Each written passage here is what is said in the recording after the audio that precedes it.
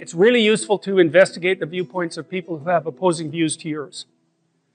Because they'll tell you things, not only will they tell you things you don't know, they'll also tell you how to see the world in ways that you don't see it. And they'll also have skills that you don't have, that you could develop. So for example, if you're an introverted person, it's very useful to watch an extroverted person, because the extroverted person has ways of being in the social world that aren't natural to you, that you can use as to improve your toolkit.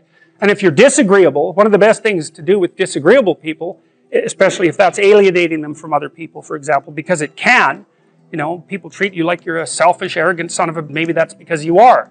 It's like, okay, so what do you do about that? One of the most promising treatments, let's say, for that is get the person to do something for someone else once a day, just as a practice, and learn how to do it. Maybe you can wake the circuit up, you know, if you think that it's lying dormant in you, which is probably right.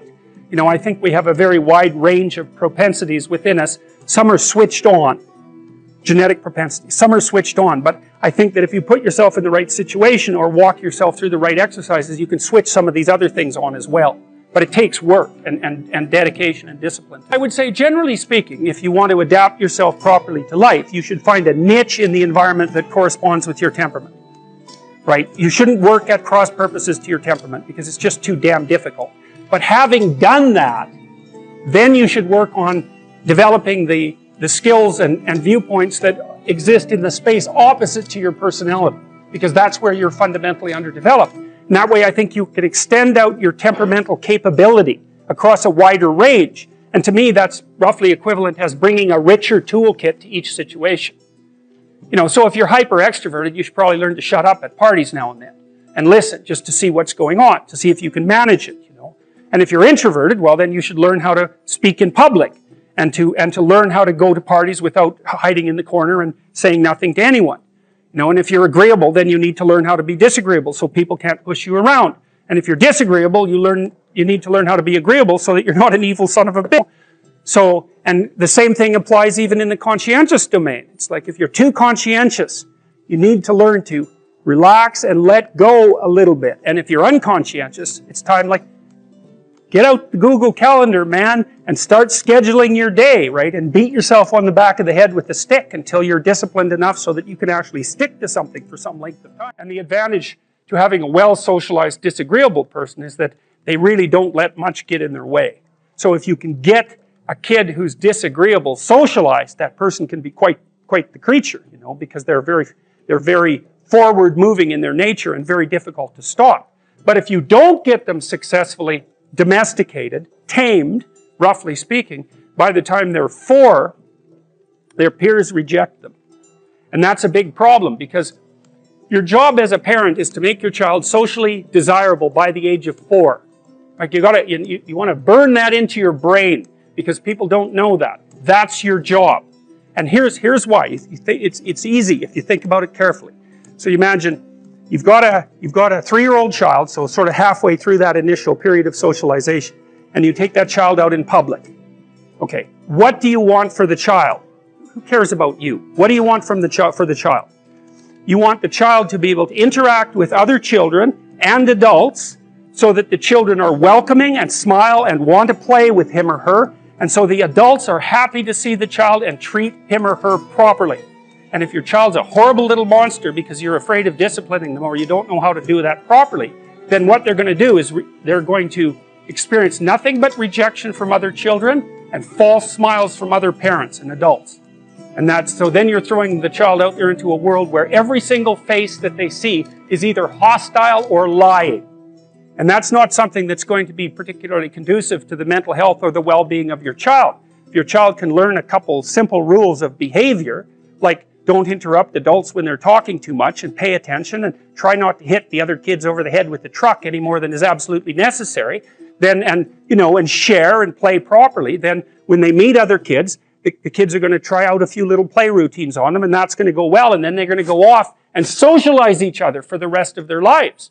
Because that's what happens, is that from 4 years old onwards, the primary socialization with children takes place among other children. And so if the kids don't get in on that early, they don't move into that developmental spiral upwards and they're left behind. And you can imagine how terrible that is, because a 4-year-old will not play with another 4-year-old who's 2. But a 5-year-old certainly will not play with a 5-year-old who's 2, right? Because the gap is just starting to get unbelievably large. And so the kids start out behind, and then the peers leave them behind, and then those kids are alienated and outside the peer group for the rest of their life. Those are the ones that grow up to be long-term antisocial, right? They're already aggressive. It doesn't dip down. Now, what happens to normal boys, roughly speaking?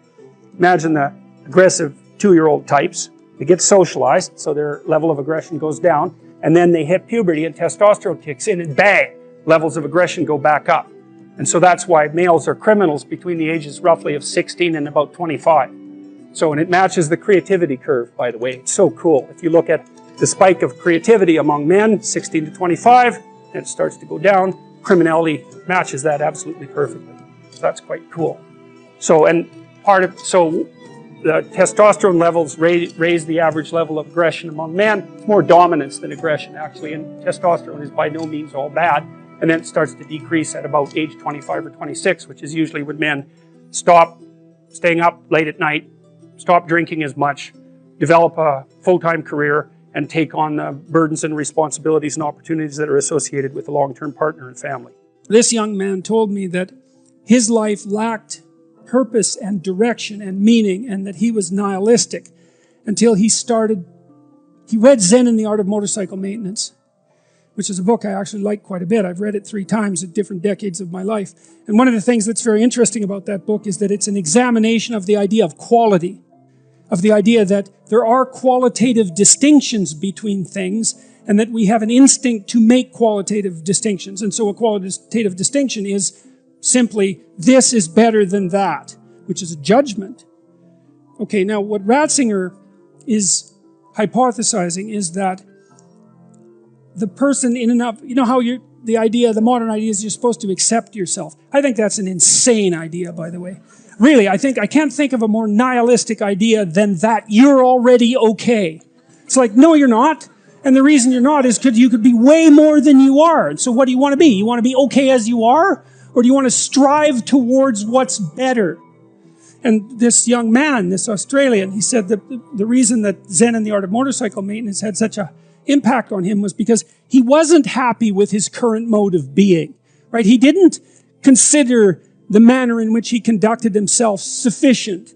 And the fact that the author of Zen, and it was Persig, laid out the notion that you could make qualitative distinctions, and there really was a difference between good things and bad things, or great things and evil things. It gives you direction.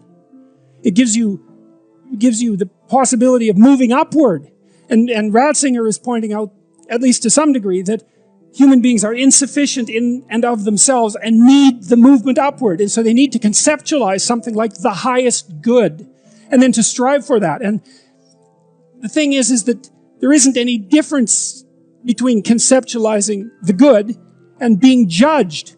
Because if you're going to conceptualize the good and move towards it, what you have to do is separate from yourself all those things that aren't good and leave them behind. And that's why the Redeemer and the Judge are the same thing. And one of the things that's really appalling, I think, about our modern world is that we're rejecting the notion of qualitative distinctions. You say, well, we don't want to hurt anybody's feelings by saying that one thing is better than another. It's like, okay, fair enough. It's not fun to be cast off with the damned. That's for sure. But if people are, in fact, insufficient in their present condition, which seems to be the case, I mean, try finding someone who isn't, then if you deny the possibility of qualitative distinction because you want to promote a radical egalitarianism, then you remove the possibility of redemption because there's no movement towards the good. And it seems to me that it's a catastrophe to sacrifice the good for, well, it's a catastrophe to sacrifice the good for the equal. Because for us to be equal would mean, as far as I can tell, that we would all be equally unredeemed and miserable.